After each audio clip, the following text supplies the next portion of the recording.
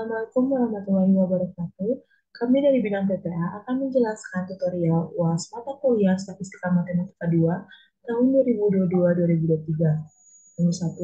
Sebutkan dan uraikan apa saja yang menjadi elemen dalam pengujian hipotesis. Jawab, untuk elemen dalam pengujian hipotesis adalah nomor 1. Null hipotesis H0, alternatif hipotesis H1, tes statistik, dan rejection region atau RR. Nomor 2, jelaskan perbedaan tipe error 1 dan tipe error 2. Dapat dilihat pada tabel.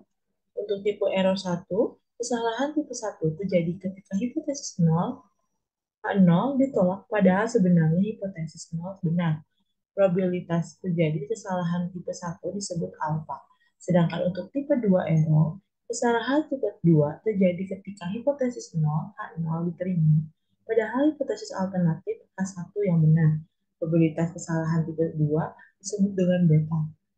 Lalu, untuk nomor 3 yaitu pengujian yang baik adalah pengujian yang memiliki nilai fungsi kuasa yang seperti apa.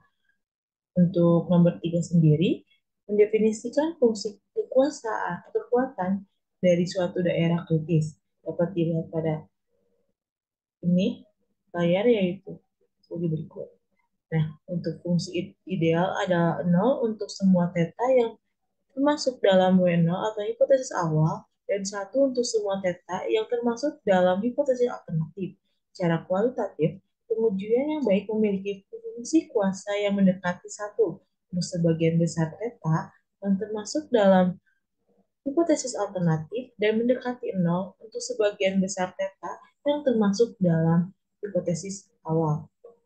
Lalu, untuk nomor 4, dua obat baru diberikan kepada pasien hipotesis.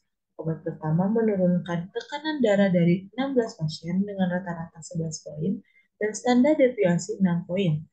Obat kedua menurun tekanan darah 20 pasien lainnya dengan rata-rata 12 poin dan standar deviasi 8 poin. Tentukan interval kepercayaan 95% untuk perbedaan rata-rata penurunan tekanan darah dengan asumsi bahwa pengukuran distribusi normal dengan varian yang sama.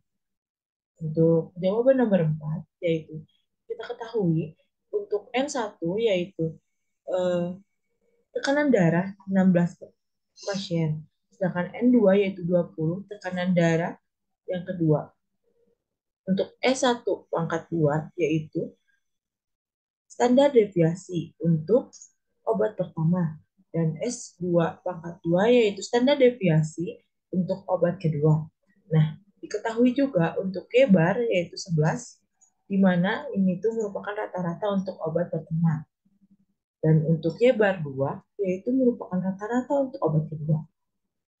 Dimasukkan kepada rumus di mana rumusnya itu N1 dikurangi 1 standar deviasi ditambah N2 dikurangi 1 standar deviasi 2 per N1 ditambah N2 minus 2. Nah, untuk N1 kita sudah dapat yaitu 16 dikurangi 1. Standar deviasi untuk yang ke-1 yaitu 6 pangkat 2 ditambah N2-nya itu 20 dikurangi 1 dikali dengan standar deviasi untuk yang kedua yaitu 8 pangkat 2 per N1-nya itu 16 ditambah N2-nya itu 20 dikurangi 2 lalu didapat 15 dikali 6 pangkat 2 ditambah 19 dikali 8 pangkat 2 per 34. Sehingga didapat yaitu 51,647588 atau kita sederhanakan menjadi 51,647. Dengan interval kepercayaan 95% untuk mu1 dikurangi mu2 yaitu dengan rumus Y1 bar dikurang Y2 bar plus minus T alfa per 2 SP akar 1 per N1 ditambah 1 per N2. Nah, untuk T alfa per 2 didapat dalam tabel yaitu 1,96. Sehingga untuk Y bar satunya yaitu 11 dikurangi 12 plus minus 1,96 akar 51,647 dengan dikali 1/16 ditambah 1/20 sehingga didapat minus 1 ditambah 4,72 atau 3,72.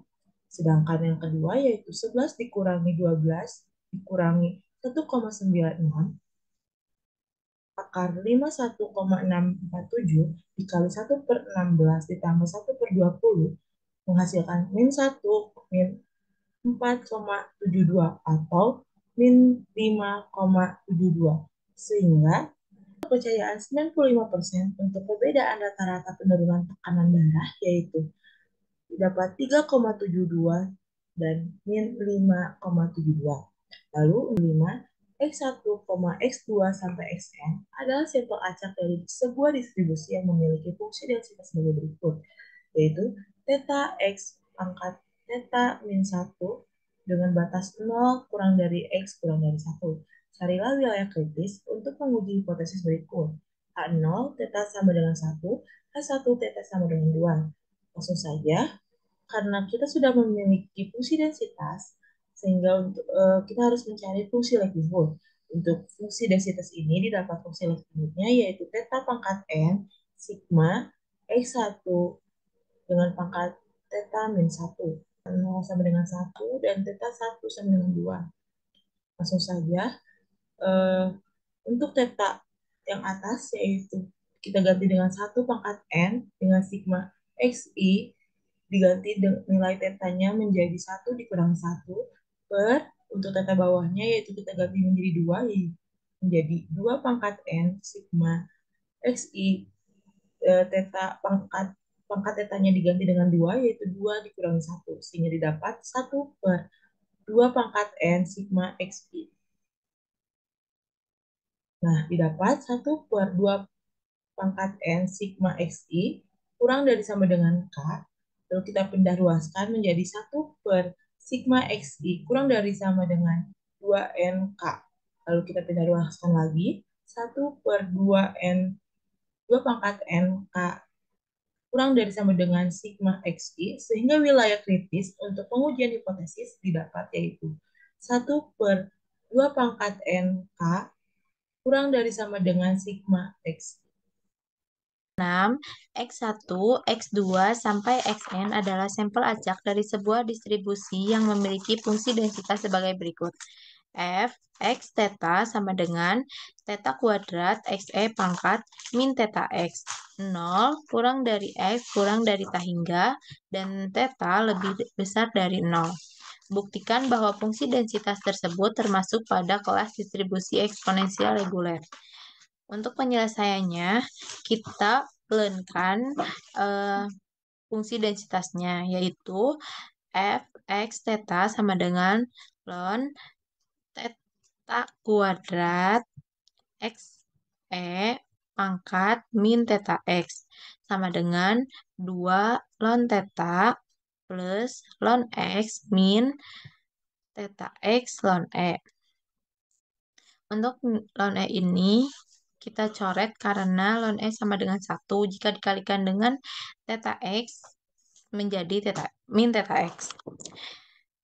Selanjutnya kita rubah menjadi EXP.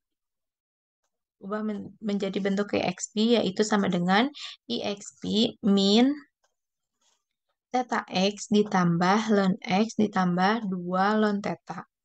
Maka P theta sama dengan min theta, Kx sama dengan X, Hx sama dengan ln X, dan Q theta sama dengan 2 ln theta. Sehingga fungsi densitas tersebut termasuk pada kelas distribusi eksponensial reguler.